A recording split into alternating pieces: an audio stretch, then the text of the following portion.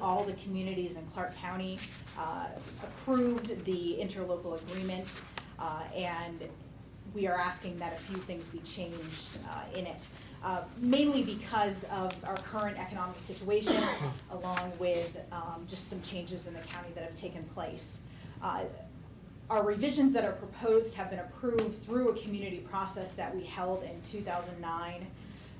We asked members of the community to come in and share with us what their concerns are and what they think changes might be able to be made with the interlocal agreement. And so the two propositions that we are proposing are, one, to change the administrative body of the 2060 local funds to the CAB board, which is our Community Action Advisory Board. Currently it's under the CHURB board, which is the Community Housing Review Board, and unfortunately at this point that board does not exist. And so they are doing a poor job of administrating those funds. And so we'd like to place it under a board that exists, that is robust, and that is active in the community. I can share with you that Councilwoman Molly Kostin is a part of that board. The second change that we are proposing are to change the pots of funds that are being allocated by the 2060 interlocal agreement. Right now we have $250,000 of the 2060 funds that we receive going toward a local bond payment. And that's something that we pay every year. It's not something that's going to go away until 2013.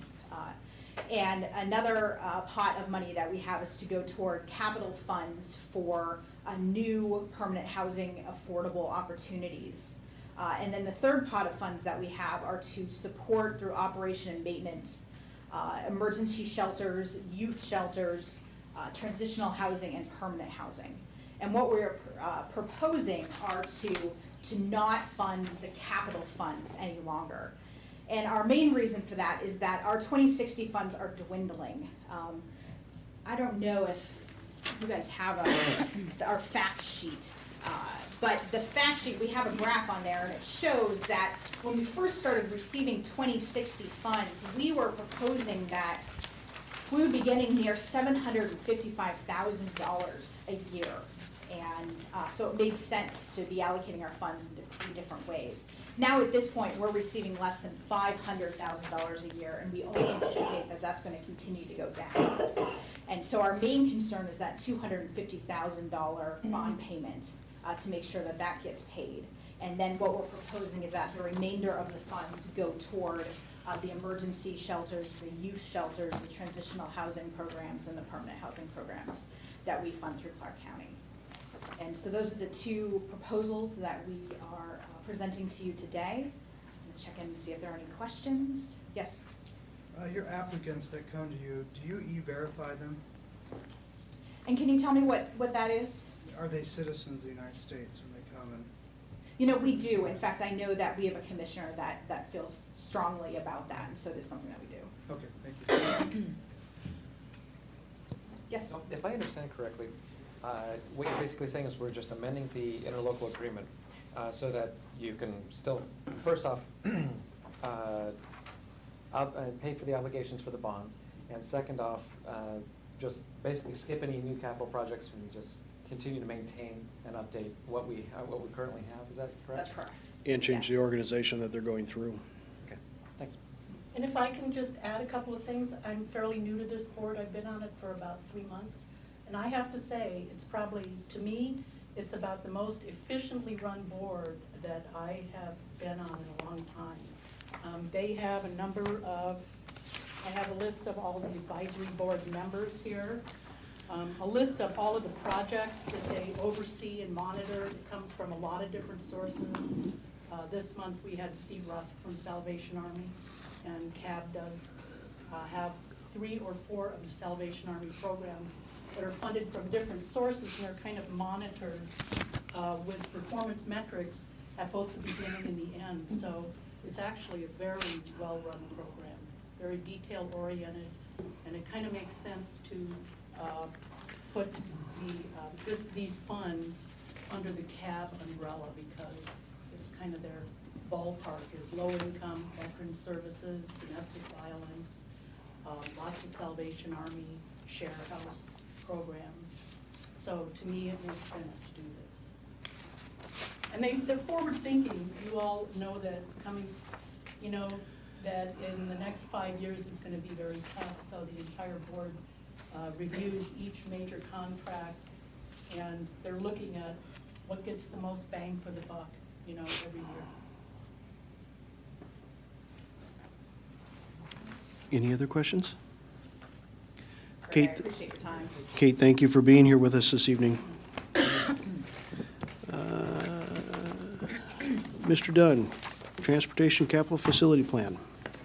Thanks, Your Honor. Yes, staff is submitting a PSA from Parsons Brinkerhoff for updating our Transportation Capital Facilities Plan.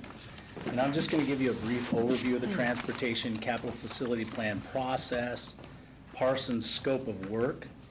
And also, you should have a handout in front of you if you'd like to follow along. Some of the things we'll be talking about are why the plan is needed, how it ties in with other planning. We'll introduce Parsons Brinkerhoff. We'll talk about capital facility plan highlights, give you some additional information, talk about others involved in the process, cost, and lastly, we'll open it up for some questions. So why do we need the update to the Transportation Capital Facility Plan? The Growth Management Act requires capital facility plans to be updated every 5 years, and our transportation CFP was adopted in 2005, so we are due. Since then, there have been challenges, or there have been some changes actually, that should be reflected in the CFP as well. Clark County adopted their Comprehensive Growth Management Plan in 2007, and we have adopted changes to our transportation impact fees as well. Also, the capital facility plan will integrate current transportation conditions plus future growth projections to identify transportation needs, costs, and funding. So how does the CFP tie in with other planning efforts? The Transportation Capital Facility Plan is a component of our comprehensive plan. The CFP will include elements for land use, economic development, schools, and utilities. The Transportation Capital Facilities Plan will also feed into RTC's Metropolitan Transportation Plan, so the plan will have regional significance. Now a little bit about Parsons Brinkerhoff. PB America is a local transportation consulting firm with national expertise and an unmatched reputation. They have worked with WSDOT, RTC, C-Tran, Clark County, and others in Southwest Washington. So they have extensive local experience.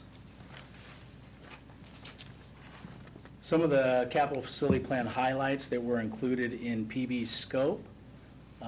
Parsons Brinkerhoff is planning to bring an intern in from Washougal High School to help out with the project. So we thought that was a great idea on their part. The intern will help out with video. They will help update the website and gather some data as well. So another capital facility plan highlight will be to update the land use projections to 2030. Update short and long-term transportation needs, costs, funding strategies. Also, the capital facility plan will revisit the city's transportation impact fees and provide 2 options with economic development in mind. Also, a transportation benefit district feasibility assessment will